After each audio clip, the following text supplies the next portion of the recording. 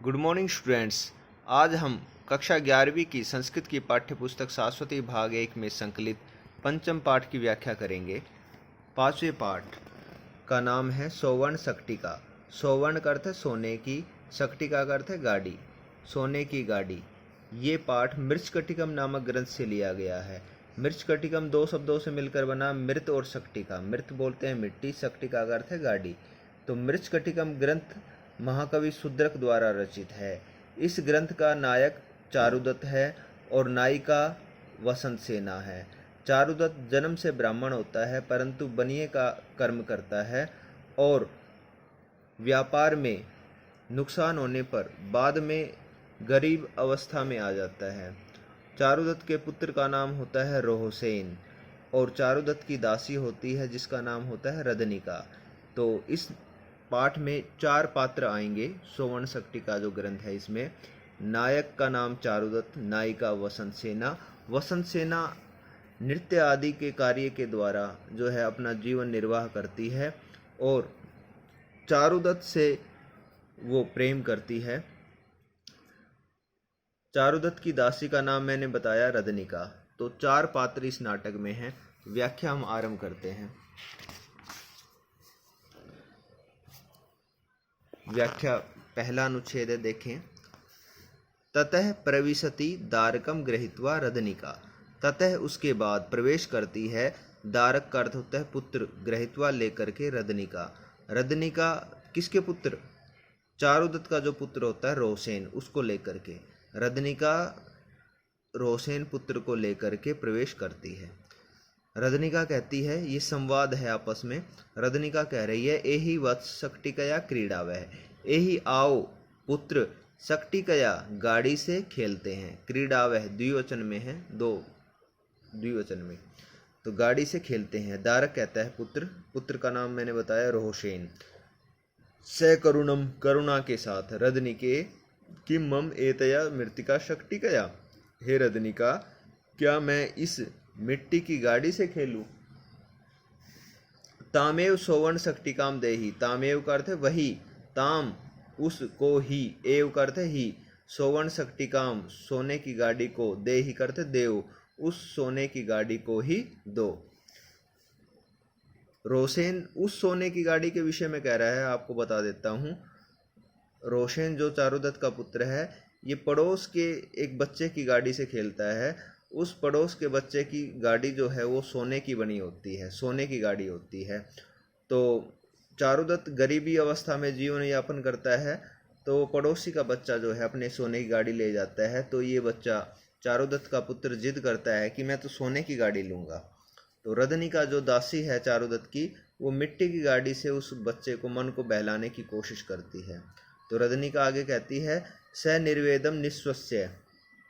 स निर्वेदम का अर्थ है दुख पूर्वक, निस्वस्य सांस लेकर, दुख पूर्वक लंबी सांस लेकर के। जात, जात का अर्थ है पुत्र। कुतो अस्माकम स्वर्ण व्यवहार है, कुतः कहाँ है, अस्माकम हमारा, स्वर्ण व्यवहार सोने का व्यवहार, अब हमारा सोने का व्यवहार कहाँ है। तातस्य पुनरपि हृदया स्वर्ण सक्टिकया क्रीडिष्यसि। तातस्य का अर्थ है पिता के, चारुदत्त के, पुनरपि फिर से, हृदया का अर्थ है संपन्न होने पर, धन संपन्न होने पर, स्वर्ण सक्टिकया सोने की गाड़ी से, क्रीडिष्यसि खेलना, पिता के फिर से धन संपन्न होने पर सोने की गाड़ी से खेलना, खेलोगे। स्वगतम अपने मन में, तत् यावत विनोदयामी एनम, तत् तब, यावत मतलब जब तक, विनोदयामी बहलाती हूँ, एनम का अर्थ है इसको, विनोद मनोरंजन को बोलते हैं, तो तब तक इसका मन बहलाती हूँ, अर्थात इसका ध्यान बांटती हूँ। आर्याया वसंत सेनाया समीपम उपसर्पिष्यामी। जो वसंत सेना मैंने बताया नायिका होती है इस नाटक की, उसका घर नज़दीक ही होता है। तो रदनिका उस बच्चे को जो है, चारुदत्त के पुत्र को वसंत सेना के घर लेकर जाने का जो है योजना बनाती है। तो कहती है, आर्याया, आर्या, उस समय पुरुष को आर्य कहा जाता था और स्त्री को आर्या।